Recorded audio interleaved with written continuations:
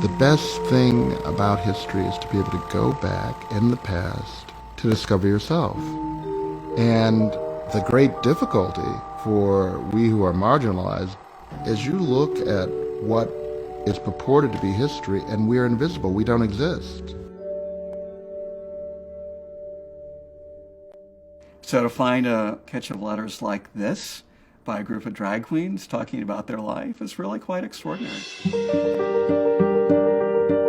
We felt like sisters. The sisters that were really brothers to the public. I told them every little thing that I did. It was all letter writing. Dear Reno, Saturday night I decided to go to the Cork.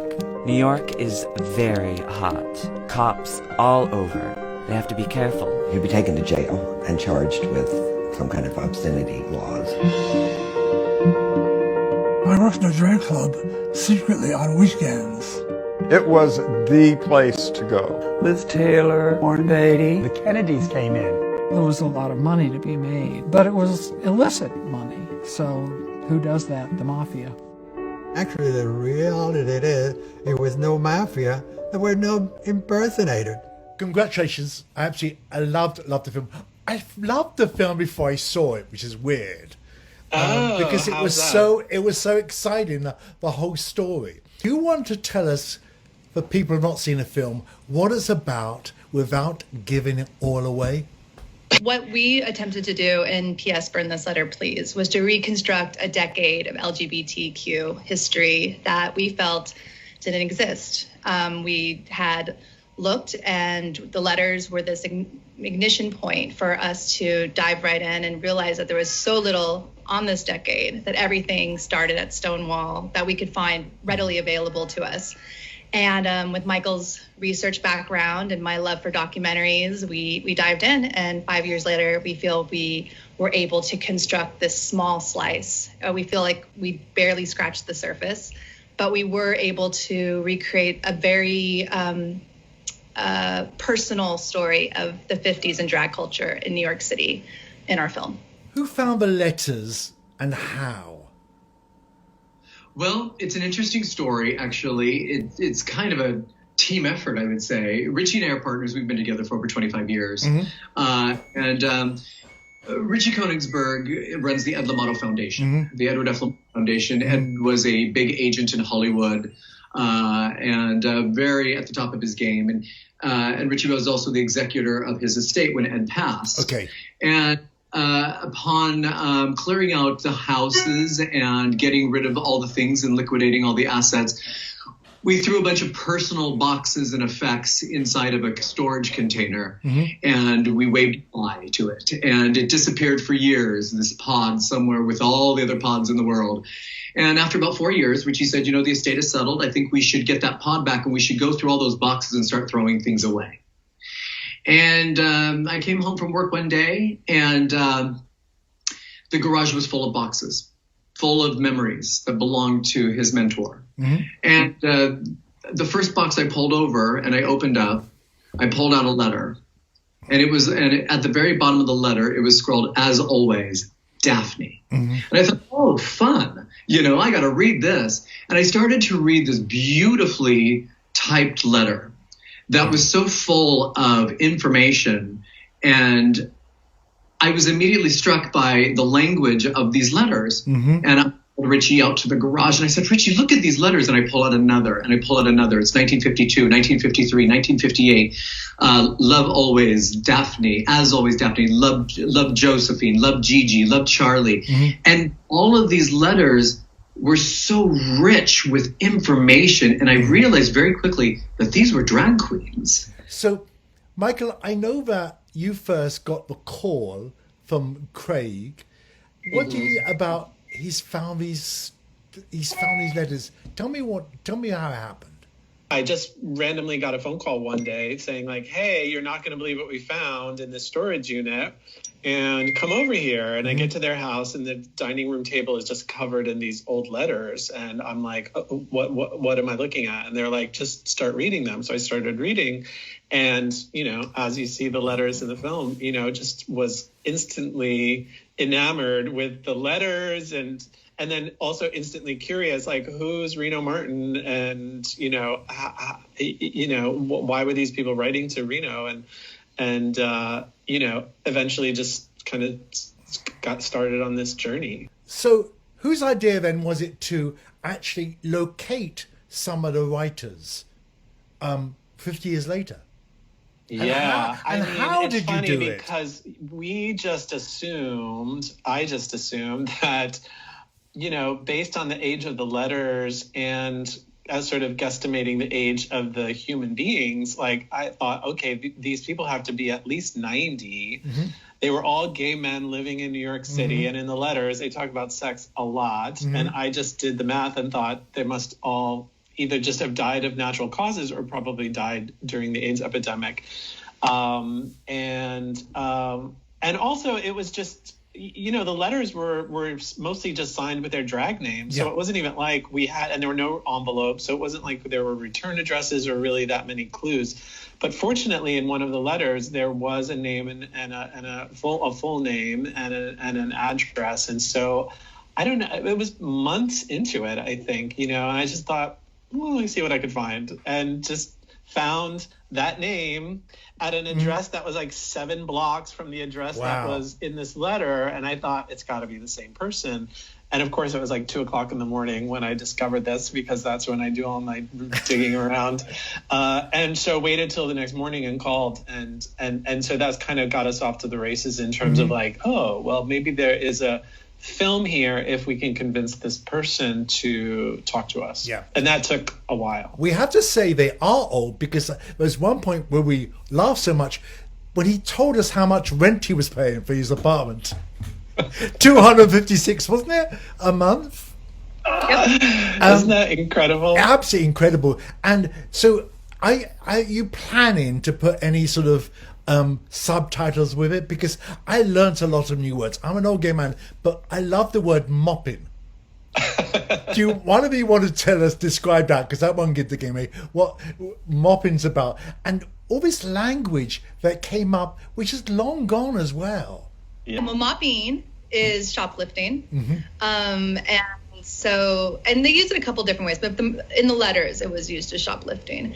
But as Michael can tell you, he's also a producer on RuPaul's Drag Race, and a lot of the language that exists in the letters, funny enough, still pops up now in modern day vernacular. Glamazons, and what are some of the other fun ones, Michael? Yeah, glamazon, mopping. I'm trying to think of some of the other ones, but it's what's fascinating is that despite the fact that there's no definitive guide on becoming a drag queen. When you become a drag queen, you usually have a drag mother, somebody that sort of, brings you into the world, and it's their responsibility to sort of teach you the ways of drag. And you can see that this culture has stayed in some ways very much intact for decades. And I'm sure it didn't start in the 50s. I'm sure they were repeating things that came from the 20s, and so that just was so exciting and so thrilling to understand have it's kind of scrappy, this little scrappy group of marginalized people were able to have been able to keep their cultural and their history alive, even without recognizing where it comes from. And I like the connection with the contemporary age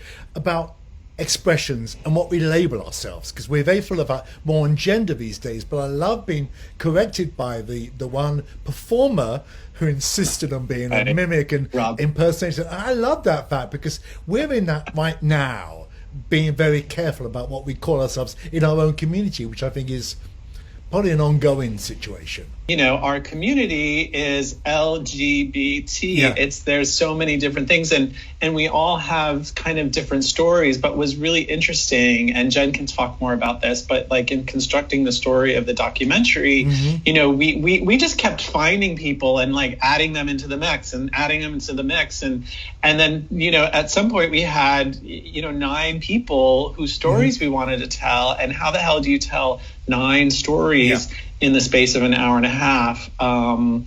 And what we realized, which actually Terry Noel, who's one of our subjects, who's just such an eloquent speaker, she was very curious about the process as well. And when we started sharing the story, she said, oh, you're telling the story. And I thought, oh, that's interesting that despite the specifics of each of our stories as LGBT people, we all kind of share the same story in a lot of ways. And that became sort of an organizing principle, I think, as Jen started to kind of piece the film together and film the story together.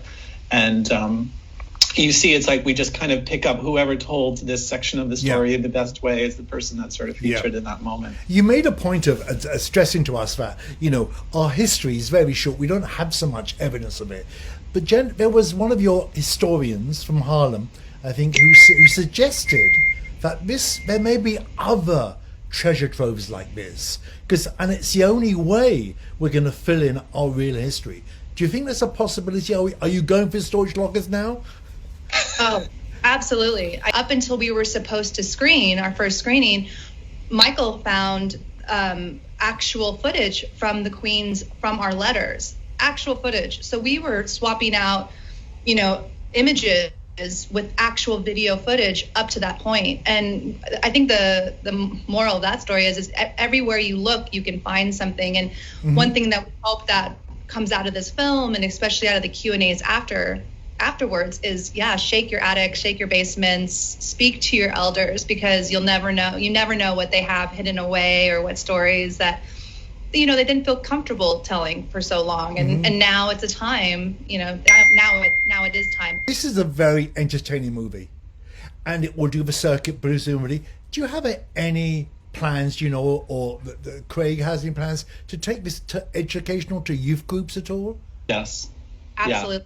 That was something we decided very early on, actually. We set up a nonprofit as the film was being made to help any sort of funding. I mean, normally with a film, what we call them social impact docs, we usually do an educational campaign as well. But even beyond the educational value of this film, we hope to screen in LGBTQ centers. We hope that it has this sort of cult following, just because it is such a rich treasure trove of untold history.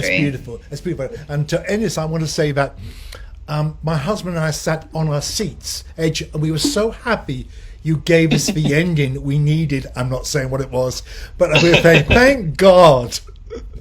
Yes. Yeah. It was funny that little button there was just something that occurred to me in the moment. We were on the spot as we were doing the interview. It wasn't part of the question. No. It was just one little extra thing, but I'm so glad we could. Well, thank you for your movie, and thank you for doing it. We felt like sisters. Well, sisters that were really brothers to the public. I told them every little thing that I did. It was all letter writing. Dear Reno, Saturday night I decided to go to the Cork. New York is very hot. Cops all over. They have to be careful. You'll be taken to jail and charged with some kind of obscenity laws. I worked in a drag club secretly on weekends. It was the place to go. Liz Taylor, Warren Beatty, the Kennedys came in. There was a lot of money to be made, but it was illicit money. So who does that? The mafia. Actually, the reality is, it was no mafia. There were no impersonators. And this is me. I'm naked here. Don't turn me over. When you talk about people who are attracted to drag, then you are really talking about bravery, because you're talking about people who are refusing to hide who they are. We were as close to being female as you could get.